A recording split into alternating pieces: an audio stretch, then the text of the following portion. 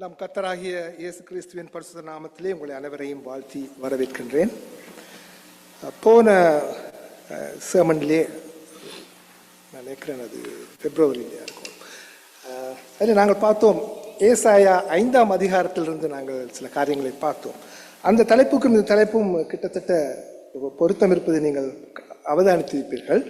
அதிலும் நாங்கள் ஒரு 5-6 ஐயோவை பார்த்தோம். ஐயோன்னு சொல்லி அந்த காரியத்தை பார்த்தோம், கனிகலன்னு சொல்லி. இந்த பிரசங்கத்தின் தலைப்பாக ஐயோ அதமானேன், பரிசுத்தத்தின் தரிசனம் என்று நாங்கள் அதை பார்க்கின்றோம். அந்த பிரசங்கத்துக்கு தலைப்பாக நான் கொடுத்திருக்கிறேன். இந்த வேளையிலே நாங்கள் தலை வணங்கி நாங்கள் ஜெபத்திலே வருவோம்.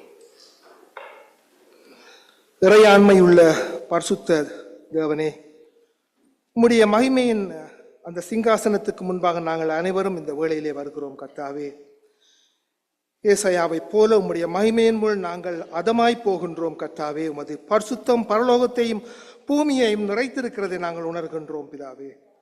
பிதாவே, நான் அசுத்த உதடுள்ளவன்.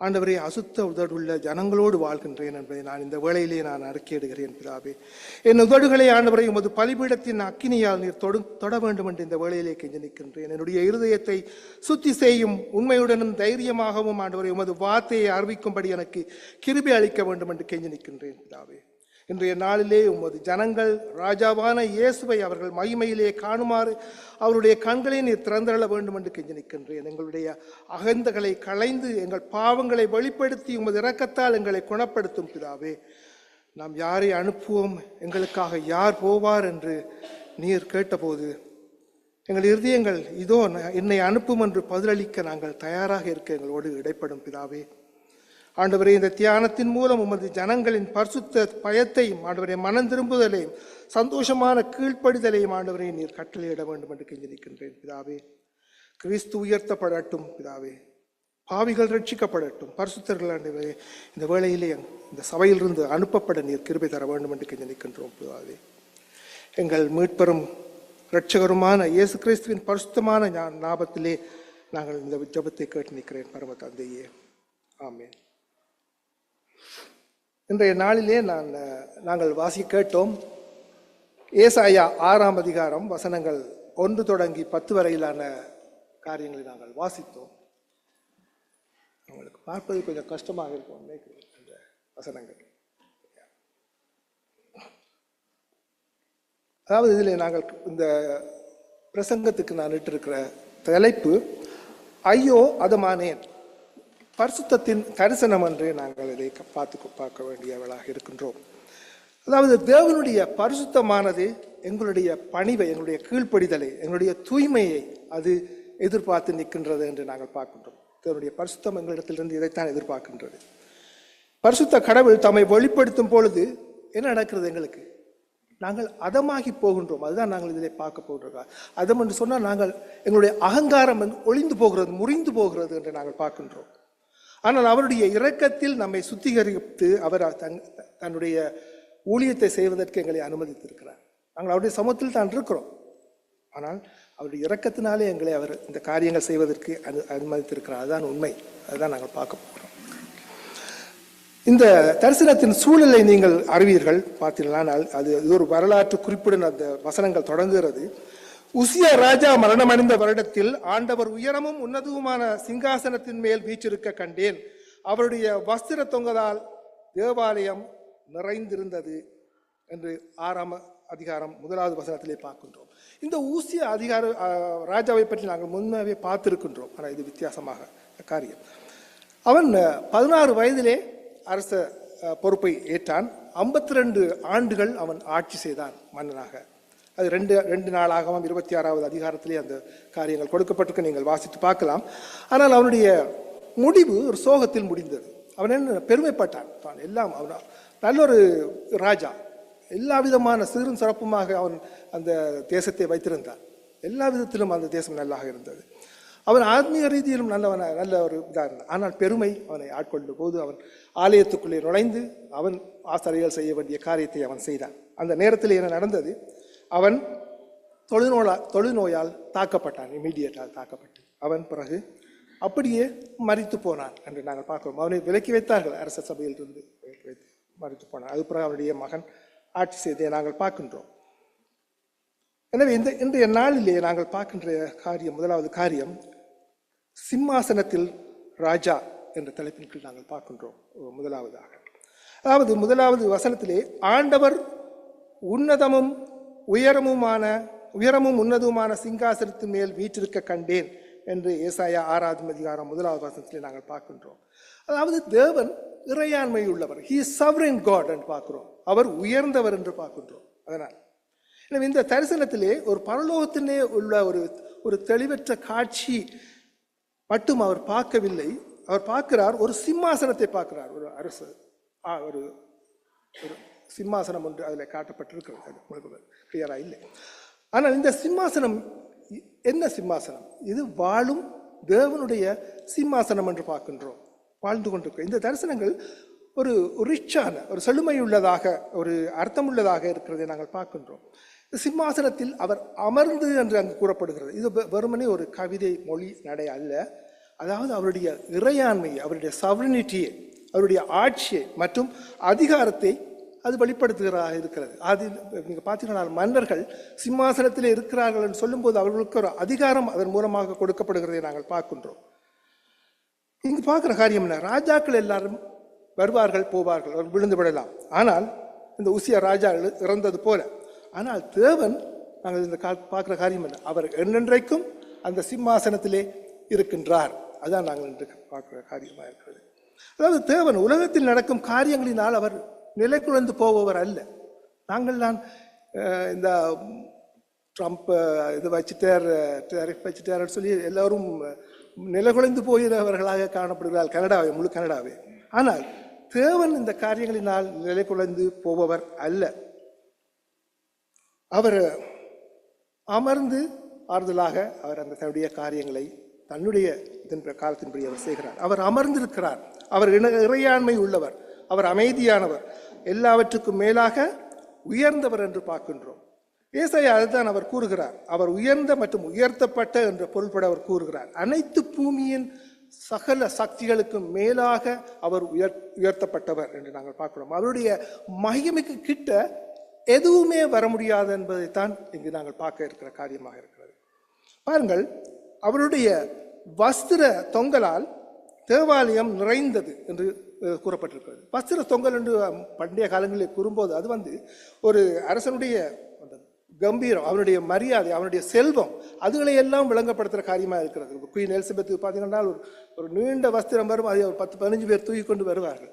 வஸ்திர தொங்கலால் அது ஒரு கம்பீரத்தை குறிக்கிற காரியம். அது நீண்ட வஸ்திர தொங்கல், அது அவனுக்கு என்ன செல்வம் இருக்கிறது இல்லை என்றதை காட்டுற ஒரு காரியமாக இருந்தது.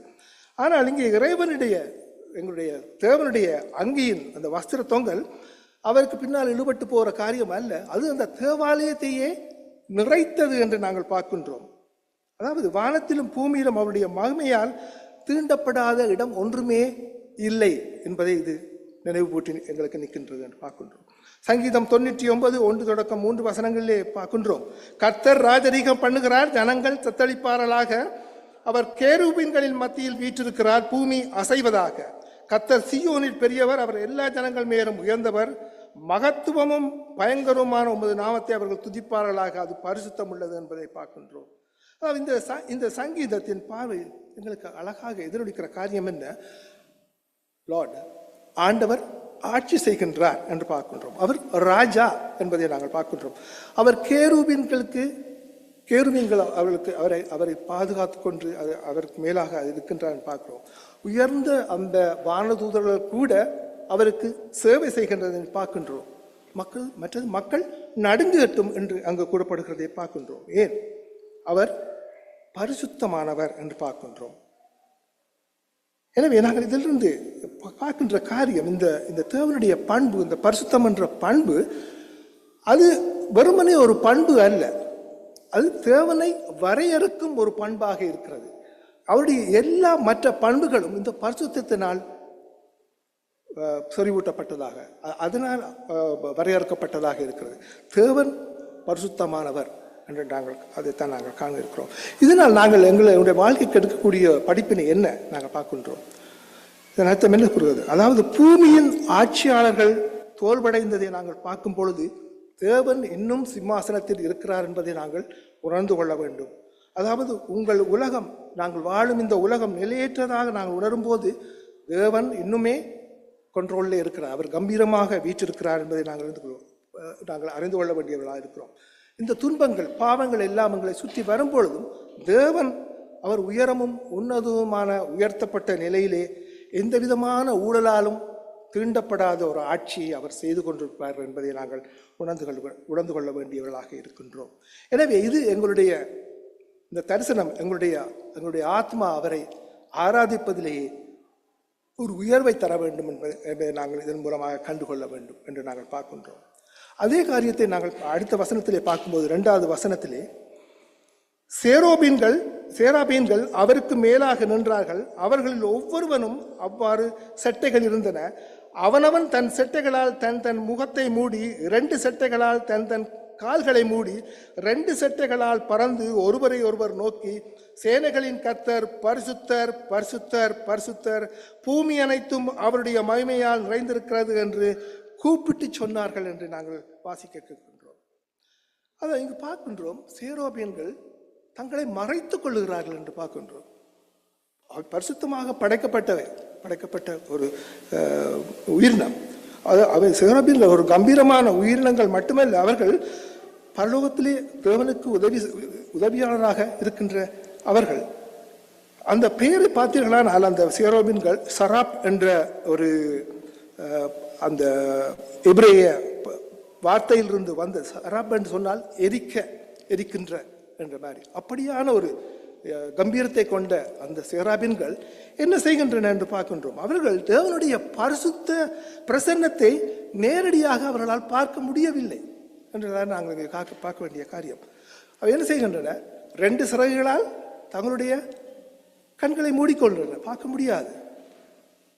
அவமானத்தால் அல்ல, பரிசுத்தத்தினால், அவருடைய பரிசுத்த அந்த பயபக்திக்காக, அந்த பயத்துக்காக அவர்கள் அப்படி இருக்கிறார். 2 செட்டைகளால் தங்களுடைய கால்களை மூடிக்கொள்கிறார்கள். 6 செட்டைகள் இருந்தது. நீங்கள் கவனிக்க வேண்டியது, தேவன் படைக்கும் போது எதுவுமே அவர் தேவையில்லாமல் படைத்ததில்லை. Is a very economy. எங்களை படைப்பை நாங்கள் பார்த்தோம் என்றால் ஒரு உறுப்பு கூட தேவையில்லாமல் படைக்கப்பட்ட உறுப்பு அல்ல. மீன்களுக்கு அது சுவாசிக்கிறதுக்கு அந்த பூக்களை படைத்திருக்கிறார். அந்த விதமாக எந்த உயிரினத்தை நீங்கள் எடுத்தாலும் அப்படியா படைத்தார். அதே விதமாக இந்த சேராபீன்களை படைத்திருக்கிறார் 6 சட்டைகளுடன். அந்த 2 சட்டைகளினால் கால்களை மூடிக்கொண்டு, அது என்ன அடக்கத்தின் சைகையாக இருக்கிறது. அவை படைக்கப்பட்டன என்பதற்கு அடையாளமாக இருக்கிறது. கிரீச்சலி பீயிங் என்பதை அது குறிக்கின்றது, அவர் அடக்கத்துக்காக. மேலும் 2 சட்டைகளால் அவை பறக்கின்ற, அவை தேவனுடைய சித்தத்தை செய்ய தயாராக இருக்கிறார்கள் என்ற அர்த்தத்தை குறிப்பதாக நாங்கள் பார்க்கலாம். எனவே பரிசுத்த தூதர்களே தங்களை நடுங்கி அவர்கள் முன்பாக முக்காடு அதாவது முகத்தை மறைத்து கொண்டிருந்தால், நாங்கள் எம்மாத்திரம், நாங்கள் ஆராதனையை நாங்கள் என்ன விதமாக தேவனை தரிசிக்க வருகிறோம் என்பதை எங்களுக்கே தெரியும், எனக்கே தெரியும். நாங்கள் எந்த அளவு முக்கியத்துவம் கொடுக்கின்றோம் சொல்லி, தூசிகளாகிய பாவிகளாகிய நாங்கள் எம்மாத்திரம். அவை கொடுக்குற பாடல் என்ன? அந்த நித்தியத்தின் பாடல் என்ன? பரிசுத்தர் பரிசுத்தர் பரிசுத்தர். அவர்கள் இரவும் பகலும் அழைக்கிறார்கள். அவர்கள் சொல்லவில்லை அன்பு அன்பு அன்பு, கருணை கருணை கருணை, அப்படி ஒரு இடத்திலுமே சொல்லப்படவில்லை. இந்த பரிசுத்தம் என்ற வார்த்தை மட்டும்தான் வேதத்திலே பரிசுத்தர் பரிசுத்தர் பரிசுத்தர் என்று அந்த சூப்பர்லேட்டிவ் டிகிரியில் கூறப்பட்டிருக்கிறது. உங்களுக்கு தெரியும், என்ன படிச்சிருப்பீர்கள், கிராமர் படித்தா அது தெரியும். அப்போ இது 3 முறை குட் பெட்டர் பெஸ்ட்ன்னு சொல்லுவோம். அது மாதிரி பரிசுத்தர் பரிசுத்தர் பரிசுத்தர் என்று சொல்லி, அப்போ எபிரேய சிந்தனையிலே திருப்பி திருப்பி சொல்லுவது அது வலியுறுத்துறது, அது நிறைவு, அது முழுமையை குறிக்கிறதாக இருக்கிறது. எனவே 2 முறை சொன்னால் அது தீவிரமானது என்ற ஒரு அர்த்தம். ஆனால் 3 முறை சொல்லும்போது அது முழுமையை குறிக்கிறது, பூர்ணமானது என்பதை பார்க்கிறோம். கடவுள் தேவன் அவர் வெறும் பரிசுத்தர் மாத்திரம் அல்ல, அவர் பரிசுத்தர் பரிசுத்தர் பரிசுத்தர் என்று பார்க்கிறோம். அதாவது தேவனுடைய உயர்ந்த பண்பு இது ஒரு மூன்றாம் நிலைக்கு உயர்த்தப்பட்ட ஒரு பண்பு, இந்த ஒரு பண்பு மட்டும்தான் என்று நாங்கள் பார்க்கின்றோம். அதாவது பரிசுத்தம் என்றால் என்ன? நாங்கள் பரிசுத்தம் நாங்கள் சொல்லிவிட்டு போயிடும். பரிசுத்தம் என்றால் எங்களுக்கு என்ன தெரியல. அதுக்கு 2 விதமான அர்த்தங்கள் இருக்கிறது. பிரைமரி இருக்கிறது, செகண்டரி அர்த்தமும் இருக்கிறது. பிரைமரி என்று நாங்கள் பார்க்க போனால் அது பிரித்தெடுக்கப்பட்ட வேற்றுமையை காட்டுகிறது. மற்ற எல்லாவற்றிலும் இருந்து டிரான்செண்டன்ஸ் சொல்வார்கள், அப்பாற்பட்ட என்ற அர்த்தத்தை கொடுக்கிறது. மற்றது முழுமையான தூய்மையான, நாங்கள் பேசுகின்ற அந்த மொராலிட்டி, அந்த தூய்மையை குறிக்கிற காரியமாக இருக்கிறது. அதாவது பிரித்து முற்றிலும் பாவம் இல்லாத, முற்றிலும் அனைத்து வழிபாடுகளுக்கும் தகுதியானவர் என்பதை அந்த வார்த்தை எங்களுக்கு கூறுகிறது. எனவே பரிசுத்தத்தை குறித்து நாங்கள் நிறைய படிக்கலாம். ஆனால் நாங்கள் இன்றைய நாளில் விசேஷமாக தெரிந்து கொள்ளணும், இது எல்லாவற்றிலும் வித்தியாசமானது, சுபாவம் என்று நாங்கள் பார்க்கின்றோம். எனவே சேராபீன்கள் என்ன சொல்லுகிறார்கள்? பூமி அனைத்தும் அவருடைய மகிமையால் நிறைந்திருக்கிறது என்று கூப்பிட்டு சொன்னார்கள் என்று பார்க்கிறோம். வானம் மட்டும் அல்ல, முழு உலகமும் இந்த பரிசுத்த தேவனுடைய மகிமையை அறிவிக்கிறது என்று அவர் கூறுகின்றார். சங்கீதம் 19:1 வானங்கள் அவருடைய மகிமையை வெளிப்படுத்துகிறது, ஆகாய பிரிவு அவருடைய கரங்களின் கிரியை அறிவிக்கிறது, அவருடைய அது மாட்சிமையின் பிரகாசம் என்று நாங்கள் பார்க்கின்றோம். நீங்கள் பார்க்கலாம், யாத்திராகமம் 15:11 அந்த வசனம் அது கூறப்பட்டிருக்கிறது. கர்த்தாவே, தேவர்களில் உமக்கு ஒப்பானவர் யார்? பரிசுத்தத்தில் மகத்துவம் உள்ளவரும் துதிகளில் பயப்படத்தக்கவரும் அற்புதங்களை செய்கிறோமாகி உமக்கு ஒப்பானவர் யார் என்று கூறுவதை நாங்கள் பார்க்கின்றோம். வெளிப்படுத்தல் 4:8 அதே பரிசுத்தர் என்ற காரியம் கூறப்பட்டிருக்கிறது நாங்கள் பார்க்கலாம். உங்களுக்கு அநேகமாக தெரிந்த வார்த்தை இருந்தால் நான் வாசிக்கின்றேன். அந்த 4 ஜீவன்களில் ஒவ்வொன்றும் அவ்வாறு சிறகு உள்ளவர்களாகவும் சுற்றிலும் உள்ளேயும் கண்களால் நிறைந்தவர்களாயும் இருந்தன. அவைகள் இருந்தவரும் இருக்கிறவரும் வருகிறவருமாகிய சர்வ வல்லமையுள்ள தேவனாகிய கர்த்தர் பரிசுத்தர் பரிசுத்தர் பரிசுத்தர் என்று இரவும் பகலும் ஓயாமல் சொல்லிக் கொண்டிருந்தன. ஏசாயிடம் இருந்து கேட்கும் இந்த பாடலும் இதுதான். அது இன்றும் பரலோகத்தில் பாடப்பட்டு கொண்டிருக்கிறது. அது போர் அடிச்சு போற பாட்டே இல்லை. நாங்கள் சொல்றோம் பழைய பாட்டு போர் அடிக்க வேண்டியது. ஒரே பாட்டு, ஒரே வசனம் திரும்ப திரும்ப சொல்லப்பட்டு கொண்டிருக்கிறது. பரலோகத்தில் நித்தியமாக இருக்க போறது, நாங்கள் போன பிறகும் இருக்க போறது இந்த பாடல்லாம் என்று பார்க்கிறோம். இதுதான் நித்திய உண்மையாக இருக்கிறது. எனவே வாழ்க்கையிலே நாங்கள் எப்படி இதை நாங்கள் பிரயோகிக்கலாம் என்று பார்ப்போம். தேவனுடைய பரிசுத்தம் எங்களுடைய இருதயத்திலே பிரமிப்பை உண்டாக்கி இருக்கிறதா எப்போதாவது எங்களுக்கு? இப்படியாக அல்லது ஆன்மீக காரியங்கள் எங்களுக்கு சர்வசாதாரணமாக காரியமாக போய்விட்டதா? அதுதான் உண்மை என்று நான் எனக்குள்ளாக இருக்கிற காரியம். நாம் ஆராதனையை பயபக்தியுடன் அணுகுகிறோமா? எல்லாம் இன்க்ளூடிங் வாசிப்பிலிருந்து, பாடலிருந்து, மியூசிக்கிலிருந்து எல்லா காரியங்களும் பயபக்தியுடன் அணுகுகிறோமா? அவர் உயர்ந்தவர், அவர் பரிசுத்தர். நாங்கள் வெரி சிம்பிளாக நாங்கள் எல்லாவற்றையும் இருந்து இந்த பாடலில் மட்டுமல்ல, எங்களுடைய நடத்தையிலும் என்று சொல்லி 1 பேதுருவிலே அவர் கூறுகிறார் 15:16 உங்களை அழைத்தவர் பரிசுத்தராயிருக்கிறது போல நீங்களும் உங்கள் நடக்கைகள் எல்லாவற்றிலும் பரிசுத்தராயிருங்கள். நான் பரிசுத்தர், ஆகையால் நீங்களும் பரிசுத்தராயிருங்கள் என்று எழுதியிருக்கிறது என்று நாங்கள் வாசிக்க கேட்கின்றோம். இந்த பரிசுத்தமான தேவனை நாங்கள் இலகுவாக கருதக்கூடாது. இதான் நாங்கள் இந்த காரியத்திலிருந்து கற்றுக்கொள்ள வேண்டிய காலம். அவர் நம்மை போல் இல்லை, அவர் மனிதர் அல்ல, அவர் பரிசுத்தமானவர். பரிசுத்தர் பரிசுத்தர் பரிசுத்தர் சேனைகளின் கர்த்தர் என்று இது எங்களுடைய வாழ்வின் பாடலாக அமைய வேண்டும் என்று நாங்கள் பார்க்கின்றோம். அடுத்த காரியத்தை நாங்கள் பார்த்தோம் என்றால் 6ஆம் அதிகாரம் 4வது வசனத்திலே கூப்பிடுவர்களின் சத்தத்தால் வாசல்களின் நிலை அசைந்து ஆலயம் புகையால் நிறைந்தது என்று பார்க்கின்றோம். அவர்களுடைய குரலினால் அந்த தேவாலயம் நடுங்குகிறதை நாங்கள் இப்பொழுது பார்க்கிறோம். அசைந்தது என்று பார்க்கிறோம். ஏசாயா கூறுகிறார், வாசல்களின் அடித்தளங்கள் அசைந்தன என்று பார்க்கின்றோம். சுவர்கள் மட்டுமல்ல, தரை மட்டுமல்ல, அடிப்படை வாசல்களே அது அதிர்ந்தது என்று பார்க்கின்றோம். இது ஒரு கவிதை மிகப்படுத்தல் அல்ல. இது பரிசுத்த தேவன் அருகில் வரும்போது என்ன நடக்கும் என்பதை எங்களுக்கு காட்டுகிறது. நாங்கள் எங்களை கிரகிக்கிற கஷ்டமாக இருக்கும். நாங்கள் பார்த்தா தான் அதை நாங்கள் அனுபவிப்போம் அந்த காரியம். பழைய ஏற்பாட்டிலே கடவுளுடைய பிரசன்னம் பூமிக்கு வந்தபோது அடிக்கடி பூமி நடுங்கிற்று. நீங்கள் எல்லா காரியங்களையும் நீங்கள் பார்த்துக்கலாம், பூமி நடுங்கியது என்று நாங்கள் பார்க்கின்றோம். யாத்திராகமம் 19:18 கர்த்தர் சீனாயின் மலை மேல் அக்னியாய் இறங்கினபடியினால் அது முழுவதும் புகைக்காடாய் இருந்தது. அந்த புகையின் சூளையின் புகையை போல் எழும்பிட்டு மலை முழுவதும் மிகவும் அதிர்ந்தது என்று பார்க்கின்றோம். சங்கீதம் 114:7 பூமியே நீ ஆண்டவருக்கு முன்பாக யாக்கோபுடைய தேவனுக்கு முன்பாக அதிரு என்று சங்கீதக்காரன் எழுதுகிறார். நடுங்கும் அவரை கண்டால், அவர் வந்தார், அவருடைய பிரசன்னம் இருந்தார் என்று பார்க்கின்றோம். எங்களுக்கு அந்த நடுக்கம் இந்த நேரத்தில் இருக்கிறதா பார்ப்போம். படைப்பு கூட தேவனுடைய மகத்துவத்தை தாங்க முடியாது என்று நாங்கள் பார்க்கின்றோம். அவருடைய மகிமையின் வெளிப்பாடு வரும்பொழுது நடுங்குகிறது, எரிந்து போகிறது, அசைகிறது, அதிர்கிறது என்று நாங்கள் பார்க்கின்றோம். அவருடைய பரிசுத்தத்தின் கனத்தால் பூமி நடுங்குகிறது. தேவன் பேசும்போது வானம் இடிக்கின்றது. அப்போஸ்தலர் விடும்போது இடி இடித்ததான் சொல்லி இயேசு கிறிஸ்து பேசும்போது சொல்றாங்க, இடி இடித்து உணர்ந்தோம்னு சொல்லி.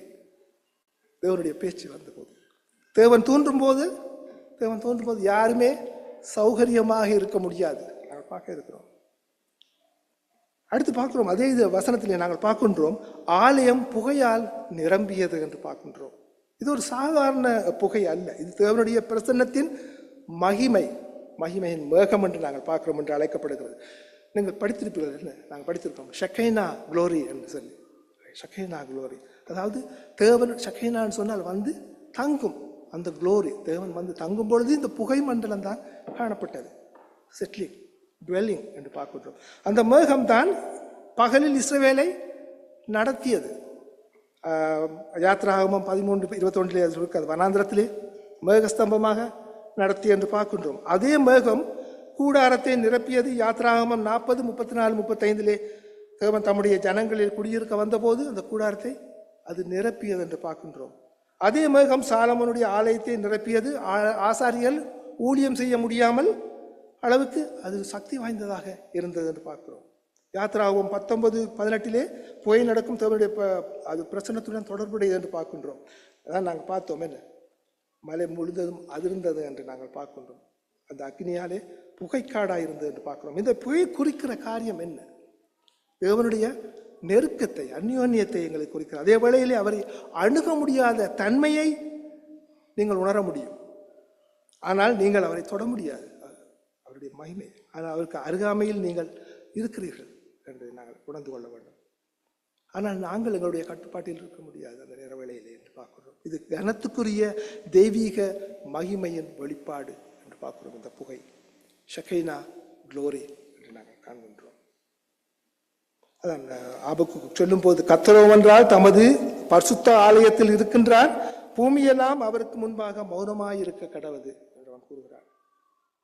அசைவில்லாத எபிரேயர் 12:28-29 ஆதலால் அசைவில்லாத ராஜ்யத்தை பெறுகிறவர்களாகிய நாம் பயத்தோடும் பக்தியோடும் தேவனுக்கு பிரியமான ஆராய் செய்யும்படிக்கு கிருபையை பற்றி கொள்ளுவோம் என்று சொல்லுகிறார்.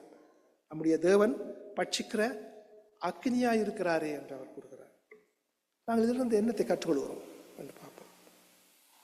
இந்த இருதயம், எங்களுடைய இருதயம் தேவனுடைய பிரசன்னத்தில் எப்பொழுதாவது நடுங்கியது உண்டா? எப்போதாவது தேவனுடைய பிரசன்னத்தை உணர்ந்திருந்தோம்னா நாங்கள் நடுங்கி இருப்போம். நடுங்கியது உண்டா? சில வேளையில் எங்களுக்கு அந்த உணர்வு தெரியும். நாங்கள் ரட்சிக்கப்பட்ட நாளிலே அந்த நடுக்கம் எங்களுக்கு வந்திருக்கிறது. நான் உணர்ந்திருக்கிறேன் இந்த காரியத்தை. அதன் பின்பாக உணர்வது கஷ்டமாக உள்ளது. நீங்கள் அவருடைய பரிசுத்தத்தின் முன் நின்று பேசுவதற்கு தகுதியற்றவர்களாக உணர்ந்திருக்கிறீர்களா? அவருடைய மகிமையை பார்த்தால் உங்கள் ஆத்மா எப்பொழுதாவது இந்த ஆலயத்தை போல அசைந்தது போல அசைந்திருக்கிறதா? இன்றைய நாளிலே நீங்கள் கேட்க வேண்டிய கேள்விகள் இந்த காரியங்கள். அப்படி ஒருபோதும் உங்களுக்கு நடைபெறாவிட்டால் நாங்கள் தேவனுக்கு பயப்படும் பயத்தை இழந்து விட்டோம் என்பதற்கான அறிகுறி இது என்று நாங்கள் பார்க்கின்றோம். நாங்கள் மீண்டும் எங்களுக்கு நடுக்க தரும் ஆராதனைக்கு, கிறிஸ்துவை மையமாக கொண்ட ஆராதனைக்கு திரும்ப வேண்டியவர்களாக நாங்கள் இருக்கின்றோம் என்று நாங்கள் உணர்ந்து கொள்ள வேண்டும். ஆலயத்தை அசைக்கிற தேவன் எங்களுடைய ஆத்மாவை உறக்கத்திலிருந்து அசைப்பார். நாங்கள் எங்களுடைய ஆத்மா உறக்கத்தில் இருந்தால் இந்த நாளிலே அவர் அசைப்பார். பயத்துடனும் அதே வேளையிலே விசுவாசம் கொண்டவர்களாக அவரை அணுகுவோம். ஏனெனில் கிறிஸ்து ஏற்கனவே எங்களுக்கு அந்த வழியை உண்டாக்கி தந்திருக்கிறார் என்று நாங்கள் பார்க்கின்றோம். இரண்டாவது காரியமாக நாங்கள் பார்க்குற ஒரு தலைப்பிலே கீழே பார்க்குற காரியம் வந்து ஏசாயா 6ஆம் அதிகாரம் 5வது வசனம். அப்பொழுது நான் ஐயோ அதமானேன், நான் அசுத்த உதடுள்ள மனுஷன், அசுத்த உதடுள்ள ஜனங்களின் நடுவில் வாசமாயிருக்கிறவன், சேனைகளின் கர்த்தராகிய ராஜாவை என் கண்கள் கண்டதே என்றேன் என்று ஏசாயா கூறுகிறார். பார்க்கின்றோம். அதாவது இறையாண்மை உள்ள தேவனை அவருடைய சிம்மாசனத்திலே பார்த்த பிறகு, அதாவது பரிசுத்தர் பரிசுத்தர் பரிசுத்தர் என்ற தேவதூதர்களின் குரலை அவன் கேட்ட பின்பாக, தேவாலயம் புகை மண்டலத்தால் அவருடைய மகிமையால் அதிர்ந்ததை அவன் பார்த்த பின்பாக ஏசாயா I am nothing, I am ton, I am Anton என்று அவன் கூறுகிறான். நான் அதமானேன் என்று அவன் கூறுகிறான். அதமாகி போகின்றார், உடைந்து போகின்றார் என்று பார்க்கின்றோம். இந்த உடைப்பு எங்களுக்கு வருகின்றன. இதில் பார்க்குற முதலாவது காரியம் என்ன? ஒரு பரிசுத்த தேவன் பாவமுள்ள மனுஷனை அவர் அம்பலப்படுத்துகிறார் பார்க்கின்றோம். ஏசாயா சொல்லவில்லை இந்த காட்சியை கண்ட பின்பாக அவன் சொல்ல ஆகா இன்னொரு அற்புதமான காட்சியை கண்டேன் என்று அவன் சொல்லவில்லை. இப்பொழுது நாங்கள் எனக்கு இப்போ எல்லா உரிமையும் கிடைச்சிட்டு ஊழியம் செய்யறதுக்கு என்று சொல்லி அவன் சொல்லவில்லை. நீங்கள் பார்க்கிறோம். அவன் கூறுகிறான் என்ன? அவன் கூறிய ஒரு வார்த்தை, நான் அதமானேன், அண்டான், என் அகங்காரம் முடிவு பெற்றது. இது எங்களுக்கு நடந்திருக்கா? இது ஒரு தீர்ப்பின் அறிவிப்பு என்று நாங்கள் பார்க்கிறோம். அவன் தன்னைத்தானே சபித்துக் கொள்கிறான். நான் அதமானேன், நத்திங், என்னுடைய அகங்காரம் எல்லாம் ஒளிஞ்சு போயிட்டு. அவன் செயலற்றதாக உணர்கிறார், தான் பாழாகி விட்டதாக உணர்கிறார், தன்னுடைய பாவங்கள் வெளிப்பட்டதை அவன் உணர்கிறான். ஏசாயா பார்க்கின்றோம்.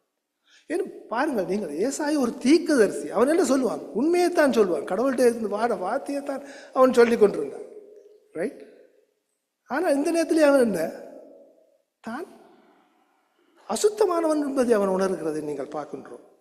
அவன் தூய்மையற்றவனுடைய ஒப்புக்கொள்றதை பார்க்கிறோம். மற்றவருடைய மோசமானவர்கள் என்பதால் இல்லை.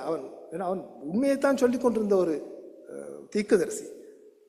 ஆனால் அவன் தேவனுடைய பரிசுத்தத்தின் வெளிச்சத்திலே சிறந்த மனிதர்கள் கூட மண்ணாகவும் சாம்பலாகவும் மாறுகிறார்கள்.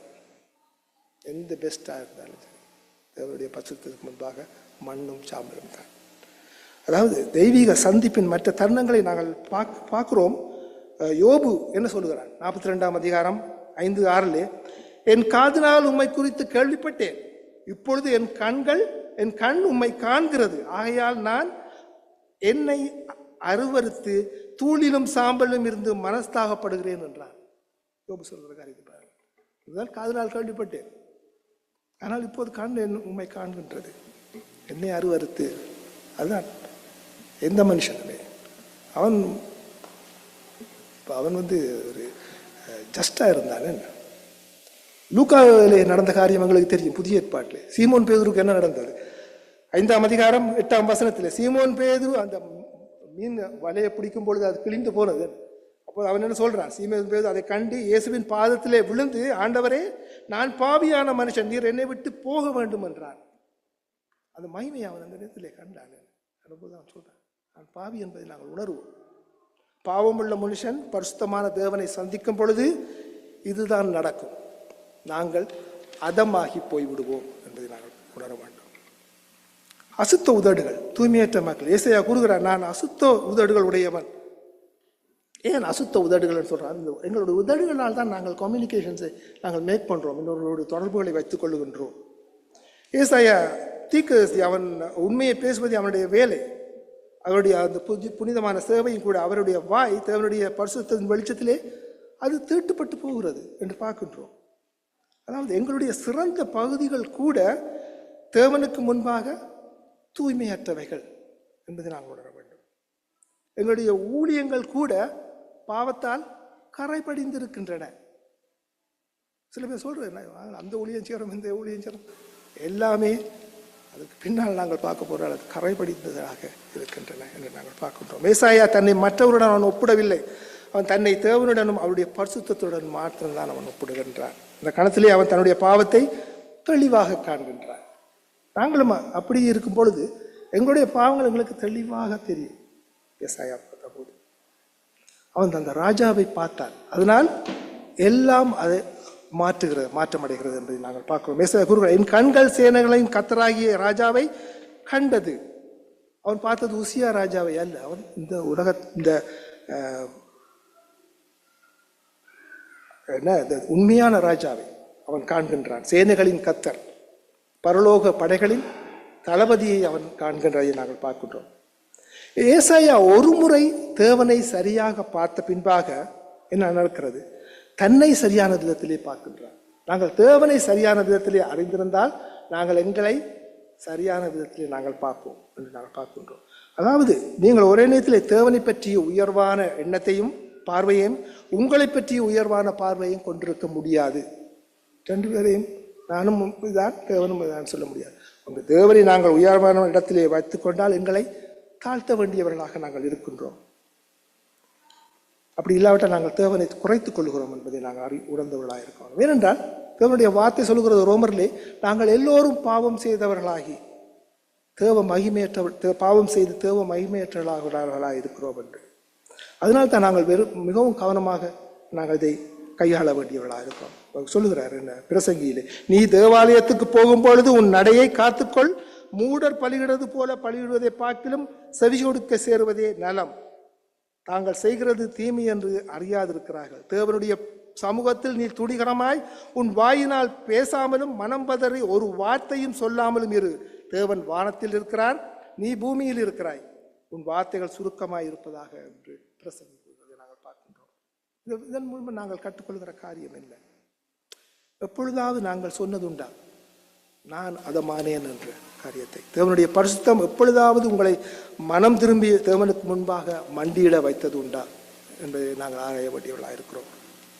அதாவது இந்த காலங்களிலே செல்ஃப் எஸ்டீம், நாங்கள் அப்படியெல்லாம் குறைந்தவர்கள் அல்ல என்று சொல்லப்படுகிற காரியம். நீங்கள் உங்களை உயர்வாக கைக்கணும், நான் நல்லவன், நான் அழகானவன், நான் இதானவன் சொல்லி உங்களையே நீங்கள் செல்ஃப் எஸ்டீம் இதை கொடுக்க வேண்டும் என்று சொல்லுகிற இந்த காலத்திலே, பாசிட்டிவ் திங்கிங் இந்த காலத்திலே இந்த வகையான உணர்வு மிகவும் அரிதாகத்தான் இருக்கும் என்று நாங்கள் பார்க்கின்றோம். ஆனால் வேதத்தின்படி உடைந்தவர்கள் மட்டுமே குணமடைய முடியும். நீங்கள் உடைக்கப்பட்டால் தான் நீங்கள் குணமடைவீர்கள். இது அத்தியாவசியமானது என்பதை நாங்கள் பார்க்கிறோம். ஏசாயா பாவிக்கப்படுவதற்கு முன்பாக அவன் அதமானான். இதான் நாங்கள் கொண்டு வைக்க வேண்டியது. நாங்கள் பாவிக்கப்பட வேண்டும் என்றால் நாங்கள் அதமாக்கப்பட வேண்டும் என்று நாங்கள் பார்க்கின்றோம். அவன் உயர்த்தப்படுவதற்கு முன்பாக அவன் தாழ்த்தப்பட்டான், நாங்களும் தாழ்த்தப்பட வேண்டும். நீங்கள் தேவனுக்கு முன்பாக ஒருபொழுதும் தாழ்த்தப்பட்டிருக்கவில்லை என்றால் நீங்கள் ரிலிஜனை பார்த்திருக்கலாம், நீங்கள் மதத்தில் இருக்கலாம், அதில் இருக்கலாம், ஆனால் உண்மையான தேவனை இன்னும் நீங்கள் அறியவில்லை. அதுதான் உண்மையான காரியமாக இருக்கு. தேவனுடைய வார்த்தை கூறுகிறது, நான் கூறிய காரியம் அல்ல. தேவனுக்கு முன்பாக நாங்கள் பாவ அறிக்கையுடன் தாழ்மையுடன் வர வேண்டும். எங்கள் பெருமையை நசுக்கி ஆத்மாவை மீட்டெடுப்பவரை நாங்கள் அடைந்து கொள்ள வேண்டும் என்று நாங்கள் பார்க்கின்றோம். மூன்றாவது காரியத்தை நாங்கள் பார்த்தோமானால், ஏசாயா 6ஆம் அதிகாரம் 6-7 வசனங்களிலே அது கூறப்பட்டிருக்கிறது. நாங்கள் அதுக்கு தலையிடம் விட்டமென்றால் கிருபையின் சுத்திகரிப்பு என்று தலையங்கள் விடலாம்.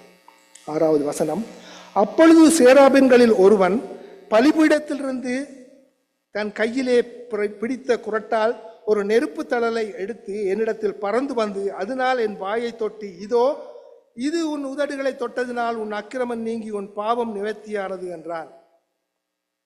அதாவது தேவனுடைய பரிசுத்தம் ஏசாவின் பாவத்தை வெளிப்படுத்துகிறது. ஆனால் அடுத்து வருவது என்ன? அது ஒரு நியாய தீர்ப்பு அல்ல. அவருடைய பரிசுத்தம் முதல் அவருடைய பாவத்தை வெளிப்படுத்தியது.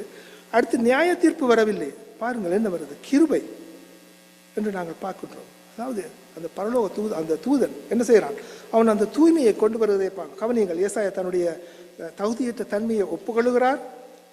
அவர் அந்த நேரத்தில் அவர் அந்த ஏசாயாவின் பாவத்தை தேவன் அசட்டை செய்யவில்லை, அதை கையாளுகிறார். சரியான விதத்திலே கையாளுவதை நாங்கள் பார்க்கின்றோம். செரோபிம் என்ன செய்கிறது? பலிபீடத்திலிருந்து அந்த குரட்டை எடுத்து ஒரு குரட்டால் நெருப்பு தழலை எடுத்து ஏசாயாவின் உதடுகளை அங்கே தொடுகிறதை நான் படமாக போட்டிருக்கேன், பாருங்கள். கொடுக்குறது இது ஒரு ஆழமானது. நெருப்பு தழல் பலிபீடத்திலிருந்து வருகிறது. அது தியாகம் நடந்த ஒரு இடமாக இருக்கிறது. அது எங்களுக்கு நினைவூடுகிறது. அந்த பரிகாரத்தின் மாற்று அமைப்பு அது பழைய ஏற்பாட்டிலே உடன்படிக்கையிலே தேவன் அதை நிறுவினார். அந்த பலிபீடம் தேவனுடைய நீதியை அது குறிக்கின்றது என்று நாங்கள் பார்க்கின்றோம். எங்கே பாவம் தண்டிக்கப்பட வேண்டும் என்பதை அது விளக்குகிறது. நெருப்பு தணலால் தேவனுடைய அந்த சுத்திகரிக்கும் அந்த தணலை, அந்த நெருப்பை அது குறிக்கிறது. அது அசுத்தமானதை குணப்படுத்துகிறது என்று நாங்கள் பார்க்கின்றோம். தேவனுடைய பரிசுத்தம் நியாய தீர்ப்பை கோருகிறது. அதான் உண்மை. என்ன தேவனுடைய பரிசுத்தம் நியாயப்பொருள், ஆனால் அவரது கிருபை சுத்தப்படுத்தும் வழியை எங்களுக்கு தருகிறது. அவர் எப்படி தர்றார்? அதான் அந்த பரிகாரத்தின் தொடுதல். அது பின்பாக நடக்கிற காரியத்தை பார்க்கிறோம். ஏசாய உதடுகள் அவர் ஒப்புக்கொண்டதன் அந்த பசுத்த உதடுகள் இப்பொழுது தொடப்பட்டு அது சுத்தமாகியது என்று பார்க்கிறோம். என்ன சொல்லுகிறார் தேவதூதன்? உன் அக்கிரமம் நீங்கி உன் பாவம் நிவர்த்தியானது என்றார். குற்றம் நீக்கப்பட்டது. 2 சொற்றொடர்கள் அதில் இருக்கிறது. அது சக்தி வாய்ந்த சொற்றொடர்கள். குற்றம் நீக்கப்பட்ட, அதாவது பாவத்தின் எடை நீங்கும், இனி கண்டனம் இல்லை. அதே வேளையிலே பாவ பரிகாரம், குற்றத்துக்கான தண்டனை செலுத்தப்பட்டு விட்டது, நீதி திருப்தி அடைந்து உள்ளது, உறவு மீட்டெடுக்கப்பட்டுள்ளது என்பதை அங்கே கொடுக்கிறது. அப்ப இதை சம்பாதிக்க ஏசாயா எதுவுமே செய்யவில்லை, தியாகம் செய்யவில்லை, தன்னை சுத்தம் செய்யவில்லை. கிருபை மட்டுமே போதுமானது. நாங்கள் ஒவ்வொரு தரம் இதை நாங்கள் அடைய தேவனுடைய கிருபை மட்டுமே போதுமானது. இது ஒரு தெய்வீகமான கருணை மற்றும் சுத்திகரிப்பு இதை செய்து முடிக்கிறது என்று நாங்கள் பார்க்கின்றோம். இந்த காரியம் எங்களுக்கு என்னத்தை தருகிறது? இது ஒரு நற்செய்தியை எங்களுக்கு சுட்டி காட்டுகிறதை நாங்கள் பார்க்கின்றோம். இந்த ஏசாயா 6ஆம் அதிகாரம் ஒரு நற்செய்தி படமாக நாங்கள் பார்க்கலாம். அதாவது நாம் பாவமுள்ளவர்கள், தேவன் பரிசுத்தமானவர், நாம் நியாய தீர்ப்புக்கு தகுதியானவர்கள். ஆனால் தேவன் அவருடைய கருணையினால் கிறிஸ்து இயேசு மூலமாக எங்களுக்கு பரிகாரத்தை தருகிறார் என்பதை இது விளக்கி நிற்கிறதை பார்க்கிறோம். இயேசுவே அந்த பெரிய பலிபீடமாக இருக்கிறார். அவருடைய சிலுவை பரிசுத்தமும் கருணையும் சந்திக்கும் இடமாக அது இருக்கிறது. எனவே சிலுவையிலே தேவன் என்ன செய்கிறார்? அந்த பரிசுத்த தேவன் அந்த பாவத்தை அவர் ஏற்றுக்கொள்கிறார். குமாரன் மேல் அந்த இது விழுகிறதை நாங்கள் பார்க்கின்றோம். இப்பொழுது அவர் மீது உள்ள நம்பிக்கையால் நாங்கள் சொல்லலாம், எங்களுடைய குற்றம் நீங்கப்பட்டது, என்னுடைய பாவம் மன்னிக்கப்பட்டது என்பதை நாங்கள் இப்பொழுது தைரியமாக கூறக்கூடியதாக இருக்கிறது. எனவே இந்த கிருபையின் தொடுதலை நாங்கள் அனுபவித்திருக்கிறோமா? எங்களுடைய பாவத்தை ஒப்புக்கொண்டு கிறிஸ்துவின் சிலுவையிலே சுத்தப்படுத்துதலை நாங்கள் அடைந்திருக்கிறோமா? அப்படி யாராவது நாங்கள் இந்த வேளையில் அடையாதவர்களாக இருந்தால் நாங்கள் அந்த சுத்தப்படுத்துதலை நாங்கள் கேட்போம். எனவே தேவன் மட்டுமே பரிசுத்தமானவர், அவர் இரக்கமுள்ளவர் என்று நாங்கள் பார்க்கின்றோம். நம்மை குணமாக்க நம்மை தாழ்த்துகிறார், நம்மை மீட்க எங்களை காயப்படுத்துகிறார், அவர் நம்மை பலிப்பிடத்துக்கு கொண்டு வருகிறார். நம்மை அழிக்க அல்ல, மாறாக எங்களை தூய்மைப்படுத்தி ஊழியத்துக்கு அனுப்பு முகமாக அவர் எங்களை பலிப்பிடத்துக்கு கொண்டு வருகிறதை நாங்கள் பார்க்கின்றோம். கடைசியாக நாங்கள் பார்க்க இருக்கிற காரியம் அழைப்பு மற்றும் அந்த கட்டளையை நாங்கள் பார்க்கிறோம். அது ஏசாயா 6ஆம் அதிகாரம் 8 தொடக்கம் 10 அந்த காரியம் கூறப்பட்டிருக்கிறதை நாங்கள் வாசித்தோம். 3 வசனங்கள் இருக்கின்றது. அவர் என்ன சொல்றாரு? பின்பு நான் யாரை அனுப்புவேன், யார் நமது காரியமாக போவான் என்று உரைக்கிற ஆண்டவருடைய சத்தத்தை கேட்டேன்.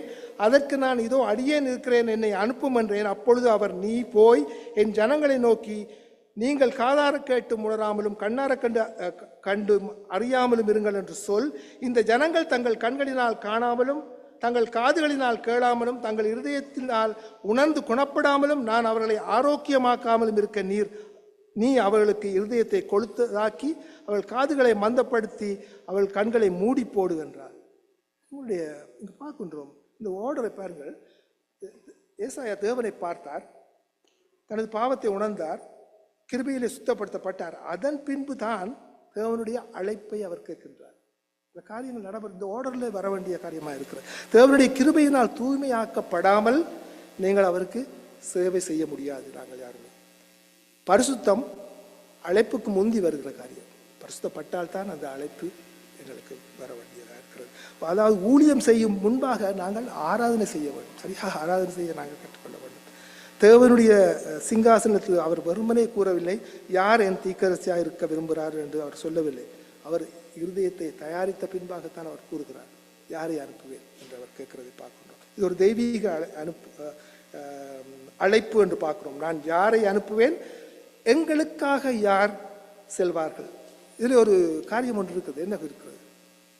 திருத்துவம் இதில் கூறப்பட்டிருக்கிறது. நீங்கள் பாருங்கள், எங்களுக்காக யாரை அனுப்புவேன், பன்மையிலே கூறப்பட்டிருக்கிறதை நாங்கள் பார்க்கிறோம். நான் யாரை அனுப்புவேன், எங்களுக்காக யார் செல்வார். இது திருத்துவ கூட்டுறவை இதில் அவர் காட்டுவதை பார்க்கிறோம். ஆனால் உங்களுக்கு நான் சொல்ல மறந்து விட்டேன். இதிலே வெளிப்பட்ட தேவன் யார், வெளிப்பட்டவர் யார்? இந்த தரிசனத்தில் இயேசு கிறிஸ்து. இதே காரியத்தை இயேசு கிறிஸ்து சொல்கிறார். மத்தேயு 13ஆம் அதிகாரத்தில், மத்தேயு 12ஆம், யோவான் 12ஆம் அதிகாரத்திலே அவர் குறிப்பிடுகிறார் 41வது வசனத்திலே ஏசாயா மூலமாக அவர் வெளிப்படுத்துவதை காட்டுறார். அப்போ இயேசு கிறிஸ்து, அதாவது இந்த ஆங்கில வேதாகமத்தில் நீங்கள் பார்த்தீர்களானால் capital L, capital O, capital R, capital D என்று சொன்னால் யாஹ்வே என்ற அர்த்தத்திலே குறிப்பிட்டிருக்கார். அந்த வசனத்தை அவர்கள் காட்டுவதற்காக இந்த கேபிட்டல் வேர்ட்ஸை அவர் போடுவாங்க, கேபிட்டல் ஓ ஆர் டி என்று சொல்லி. கேபிட்டல் எல் சிம்பிள் ஓ, சிம்பிள் ஆர், சிம்பிள் டி என்று சொன்னால் அது அடோனாய், இது யாஹ்வே, இது அடோனாய் என்று. அது இயேசு கிறிஸ்துவுக்கு பாவிக்கப்பட்ட சொல்லாக இருக்கின்றது என்று பார்க்கும். இது தொடங்கும் பொழுது கேபிட்டல் எல், நீங்கள் ஆங்கில வேதாகமத்தை எடுத்துப்பார்கள், LORD என்று இருக்கிறது. அதனால் இயேசு கிறிஸ்து மேலே சாட்சி கொடுக்கிறார். இது இயேசு கிறிஸ்து ப்ரீ இன்கார்னேட், அவர் வருவதற்கு முன்பாக வெளிப்பட்ட ஒரு காட்சி. நாங்கள் மனதில் கொள்ள வேண்டியவர்களாக இருக்கிறோம். எனவே இதில் பார்க்கின்றோம், நாங்கள் மனமுவந்த இருதயம் பதிலளிக்கிறது. ஏசாயா விவரம் கேட்கவில்லை, அவன் எவ்வளவு என்ன வேலை என்றெல்லாம் அவன் கேட்கவில்லை, அல்லது எவ்வளவு சம்பளம் அப்படி என்று ஒன்றுமே கேட்கவில்லை. வெறுமனை கூறுகிறார், இதோ இருக்கிறேன், என்னை அனுப்பும். இந்த இதயம் தேவனை கண்டது, பரிசுத்தினால் தன்னை தாழ்த்தியது, கிருபையினால் அது உயர்த்தப்பட்டது. அதனாலே இனி சுயநலம் இல்லை, இனி சுயமரியாதை இல்லை. இப்பொழுது தேவனுடைய சித்தத்துக்கு முற்றும் சரணடைந்தார். இது ஆதியாகமத்திலே, பழைய ஏற்பாட்டிலே அநேகர் அப்படியாக சொன்னார்கள். உங்களுக்கு எல்லோருக்கும் தெரியும். ஆபிரகாம் பலியிட அழைத்த போது இதோ இருக்கிறேன் என்றார். சாமுவேல், அதற்கு சாமுவேல் சொல்லும், அடியேன் கேட்கிறேன் என்றார். 1 சாமுவேல். மரியாள், இதோ நான் ஆண்டவருக்கு அடிமை, உம்முடைய வார்த்தையின்படி எனக்கு ஆக கடவுது என்கிறாள் என்று பார்க்கிறோம். எனவே பார்க்கின்ற காரியம், நாங்கள் தேவனுடைய அழைப்பை எங்களுடைய வாழ்க்கையிலே கேள்விப்பட்டிருக்கிறோமா? தேவனுடைய அழைத்ததை எங்களை கேள்விப்பட்டிருக்கிறோம். நீங்கள் சொல்ல தயாரா? நான் இருக்கிறேன், என்னை அனுப்பும், பணி கடினமாக இருந்தாலும் என்னை அனுப்பும் என்று நாங்கள் சொல்ல தயாராக இருக்கிறோமா? உலகம் எங்களை எதிர்த்தாலும் அன்பின் நிமித்தம் உண்மையை பேச நாங்கள் தயாராக இருக்கிறோமா? காம்ப்ரமைஸ் பண்ணி கொண்டிருக்கிறோமா? சௌரி, தேவன் கிருபையால் நம்மை சுத்தப்படுத்தும் அதே வேளையிலே அதே கிருபையாலே எங்களை அழைக்கின்றார். அவர் நம்மை உடைந்த உலகத்துக்கு அனுப்புகிறார். நாம் தகுதியுள்ளவர் என்பதற்காக அல்ல, மாறாக அவர் தகுதியானவர், அவர் அனுப்புகிறார். நாங்கள் தகுதி உள்ளவர்கள் என்பதற்காக அல்ல. நாம் ஏசாயாவை போல பரிசுத்தமாக்கப்பட்டு நம்முடைய பரிசுத்தவருடைய மகிமைக்காக உண்மையை பேச உறுதி போட்டு இருக்க வேண்டியவர்களாக நாங்கள் இருக்கின்றோம் என்று நாங்கள் பார்க்கின்றோம். நான் கடைசியாக முடித்துக் கொள்கிறேன். காரியங்கள் இருக்கின்றன. இறுதி பிரதிபலிப்புக்கு நான் போகிறேன். நண்பர்களே, நாங்கள் இந்த வேளையிலே தேவனுடைய தரிசனம் ஏசாயாவுக்கு மட்டுமல்ல, அது நமக்கும் இந்த தரிசனம் என்று நாங்கள் உணர வேண்டும். நீங்கள் தேவனுடைய பரிசுத்தத்தை பார்த்திருக்கிறீர்களா? நீங்கள் உங்கள் பாவத்தின் கனத்தை உணர்ந்து இருக்கிறீர்களா? நீங்கள் இயேசு கிறிஸ்து மூலமாக சுத்திகரிக்கும் கிருபையின் அனுபவத்தை பெற்றிருக்கிறீர்களா? நீங்கள் சரணடைந்த இதோ நான் இருக்கிறேன், ஆண்டவரே என்னை அனுப்பும் என்று பதிலளித்திருக்கிறீர்களா? தேவனை நீங்கள் உலகத்தின் காரியங்களுக்கு ஒப்பிட வேண்டாம். எப்பொழுதாவது அவருடைய பரிசுத்தத்துக்கு முன்பாக நடுங்குவோம், அவருடைய இரக்கத்திலே நம்பிக்கை வைப்போம், அவருடைய நாமத்திலே நாங்கள் முன்னேறுவோம். நாங்கள் ஆழமாக தேவனை ஆராதிக்க வேண்டியவர்களாக இருக்கிறோம், உண்மையாக மனம் திரும்ப வேண்டியவர்களாக இருக்கிறோம், தைரியமாக சேவை செய்ய வேண்டியவர்களாக இருக்கிறோம். ஏனெனில் நம் தேவன் பரிசுத்தமானவர், அவர் அதற்கு தகுதி உள்ளவர் என்று நாங்கள் பார்த்தோம். இந்த வேளையிலே தலை வணங்கி நாங்கள் ஜெபிப்போம்.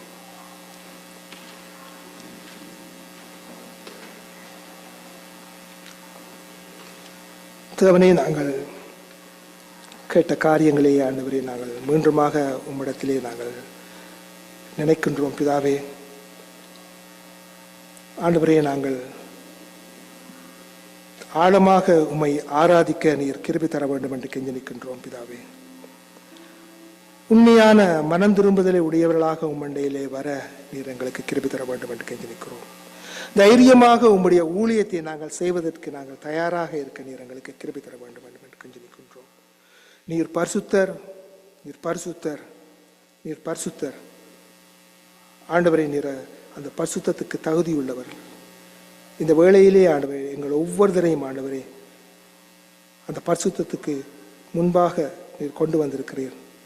ஆண்டவரே, நம்முடைய பரிசுத்தத்துக்கு முன்பாக நாங்கள் நடுங்கத்தக்கதாக ஆண்டவரே, உம்முடைய இரக்கத்திலே நம்பிக்கை வைத்தவர்களாக உம்முடைய நாமத்திலே நாங்கள் முன்னேறத்தக்கதாக இருக்க நீர் கிருபை தாரும் பிதாவே.